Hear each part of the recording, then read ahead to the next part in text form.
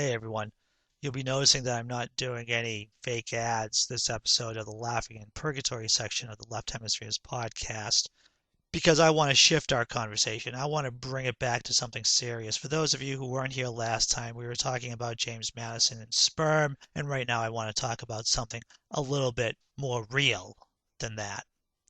A lot of you who are listening to this, it's May 20th, which is Let's Draw Mohammed Day. Let's Draw Mohammed Day began in 2010 when Comedy Central decided to censor an episode of South Park that had the prophet running around in a bear suit. Why they censored it is because a radical Islamist made threats against Matt Stone and Trey Parker because I guess the idea about having the prophet running around in a bear suit is offensive, and that gave them the right to issue death threats. Long story short, May 20th became the day that free speech advocates decided to exercise their basic human right to draw Mohammed. And I'm here to tell you that I am totally 100% against the idea of Let's Draw Mohammed Day. We, and I mean we, it's the West, it's America, it's NATO, no matter how you define it, there is a clash of civilizations right now with Middle Eastern nations, and we need to show their populations respect. We need to be nice. A Pew Research study in 2012 showed that well over half the Muslims in Egypt approve of killing people who leave Islam. We in the West need to engage with these people in meaningful conversation and ask them very nicely not to do that. In America, we need to treat Islam with kid gloves and deal with Islam gently and with great consideration, because Muslims may get inflamed by the idea that they are just like everybody else and they do not have a right not to be offended. Drawing Mohammed Day is gratuitously offensive to the point that any lesson in free speech is lost.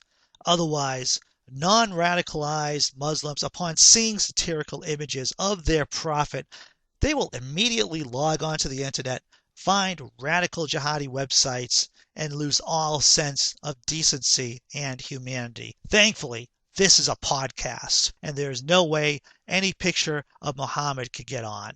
I want to close this segment of the Laughing in Purgatory section of the Left Hemispheres podcast with reading this section of the Holy Quran. Alif Lam Mim. This is the scripture whereof there is no doubt, our guidance unto those who ward off evil,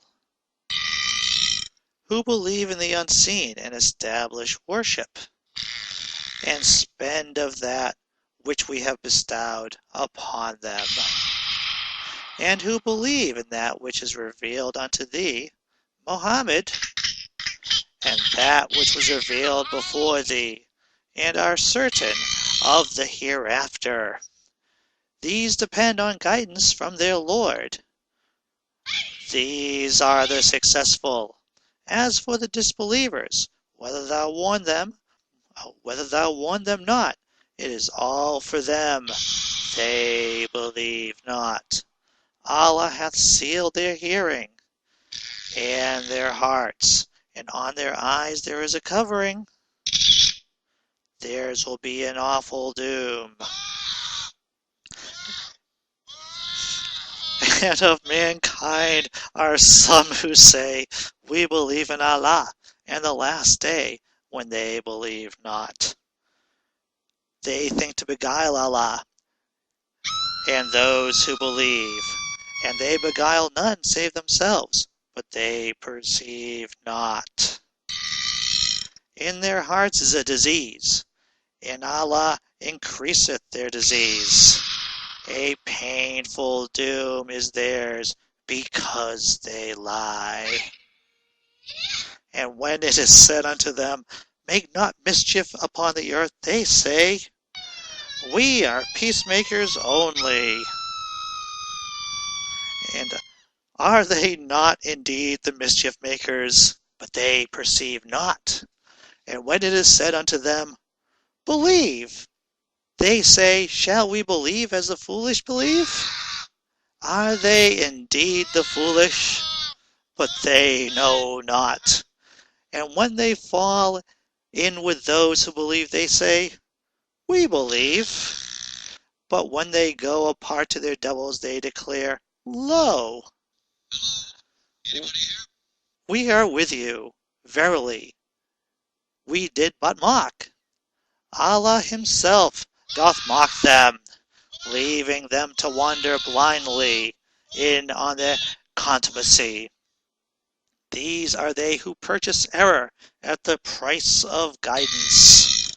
So their commerce doth not prosper, neither are they guided.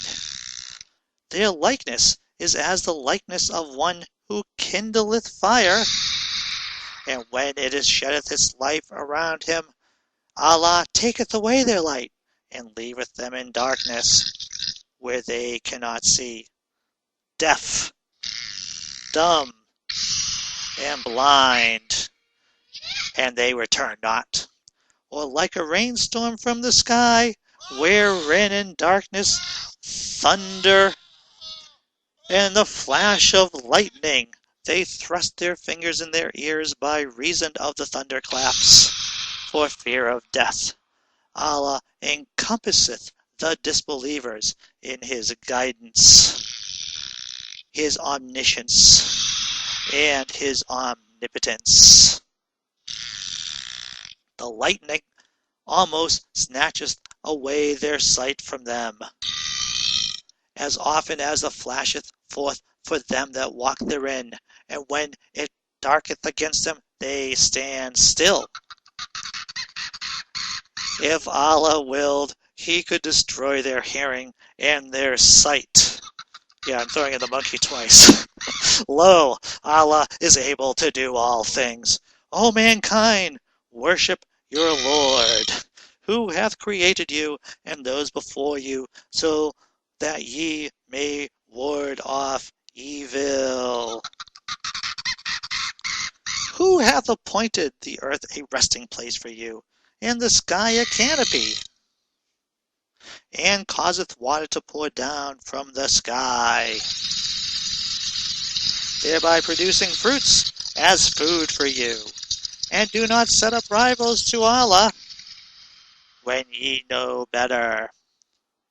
And if ye are in doubt concerning that which we reveal unto our slave Mohammed, then produce a surah of the like thereof, and call your witness besides Allah, if ye are truthful.